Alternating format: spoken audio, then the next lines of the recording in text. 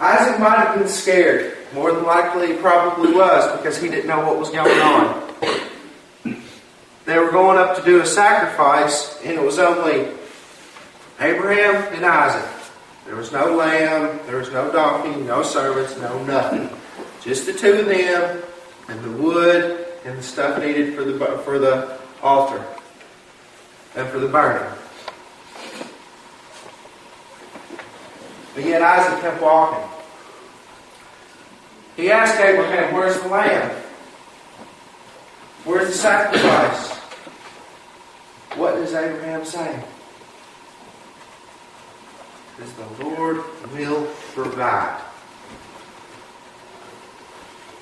He will provide.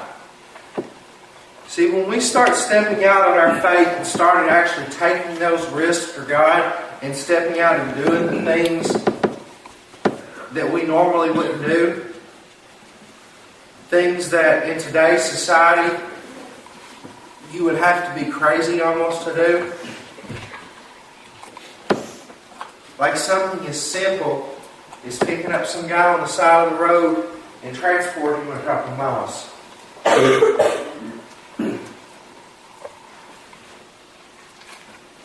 But in today's world, because of all the crazy things that go on, we don't want to take that risk.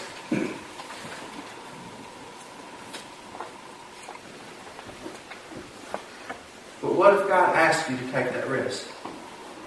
What if you're driving down the road and you see this person on the side of the road? That little voice in your head says, "Stop, pick them up. Give them some help."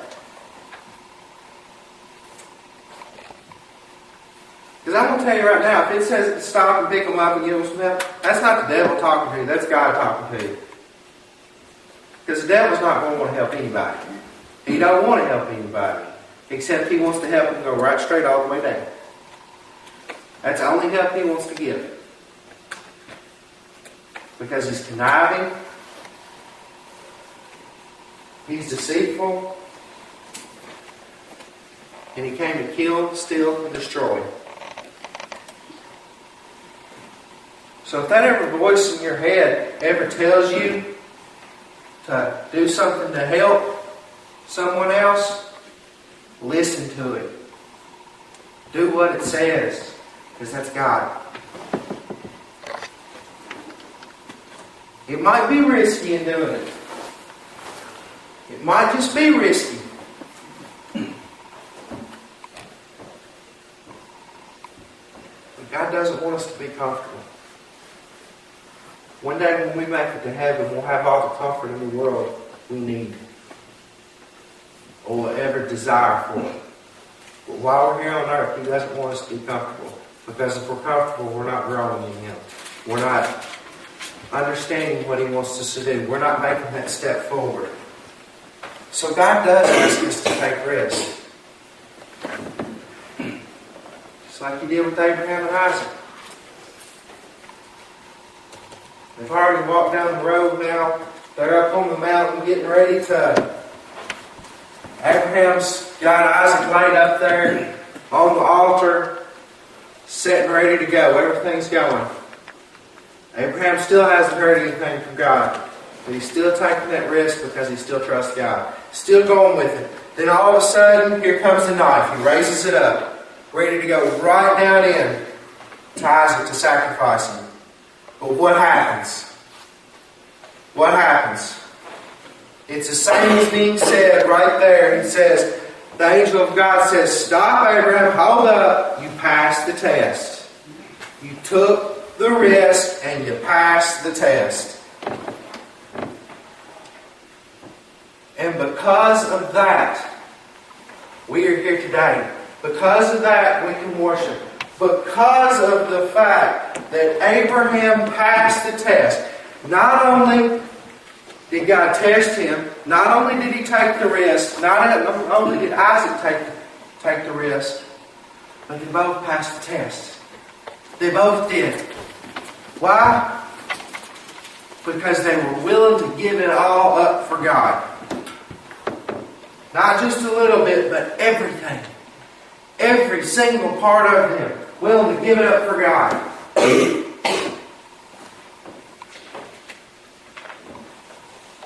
So what happens after that? A lamb appears.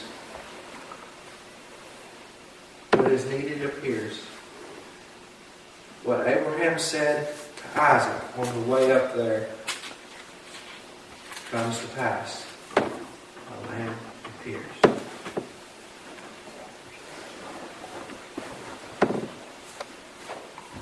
We're in a society today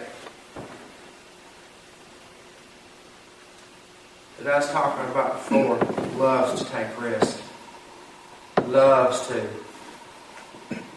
You've got bungee jumpers, you've got skydivers, you've got whitewater rafters that don't want to go on any white water except for the worst of the worst.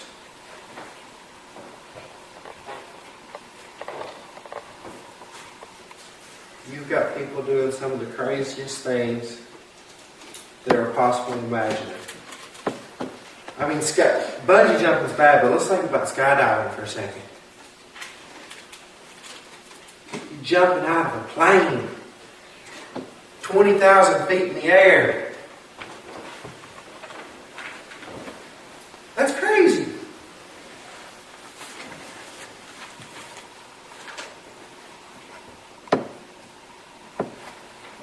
We're in a society today, as you really think about it, how many times have each and every one of you heard the saying, or said it yourself, if so-and-so jumps off a bridge, would you? How many people have heard that, or said it? We all have.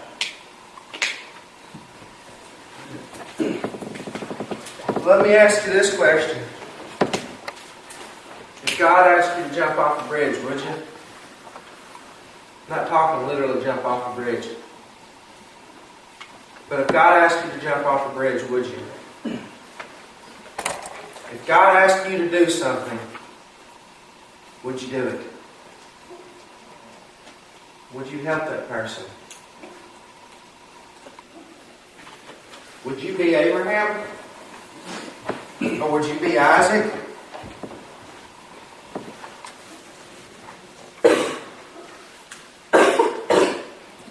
Would you do what God asked? Is your bridge testifying? Is your bridge helping a perfect stranger? Or is your bridge just simply giving it all to God?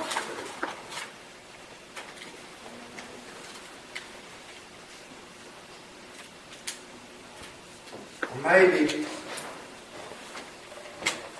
just maybe, your bridge could be the simplest thing of all, but the hardest thing for us to do. Is your bridge that God's asking you to jump off of, step out of your comfort zone? To not be comfortable? To not just sit, but to do? To not just speak, but act?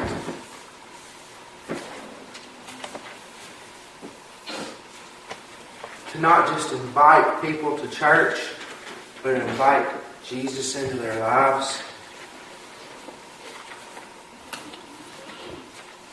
See, we, as a church, and I don't mean Lyletown Church, I mean we, as a church, as every single church out there, many times we put too much focus on just trying to invite people to church. When we go visiting, we've done it here.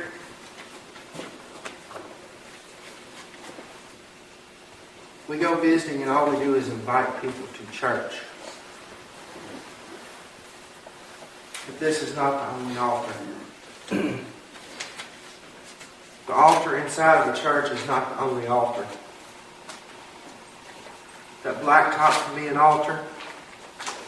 their chair in their living room can be an altar. Whatever you want to make an altar can be an altar for God. We need to stop asking people to church and start asking them to take that risk and believe in Jesus Christ and accept Him as their Lord and Savior.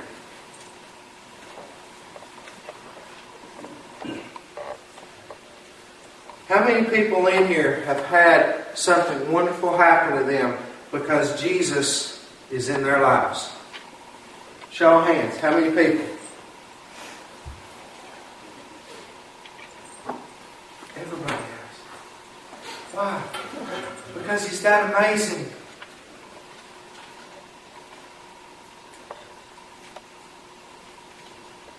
But how many of us have truly stepped out and taken that risk and said, yes, God. Or as Isaiah said, send me. Send me. Send me. I'm your servant. Send me. That's another great risk.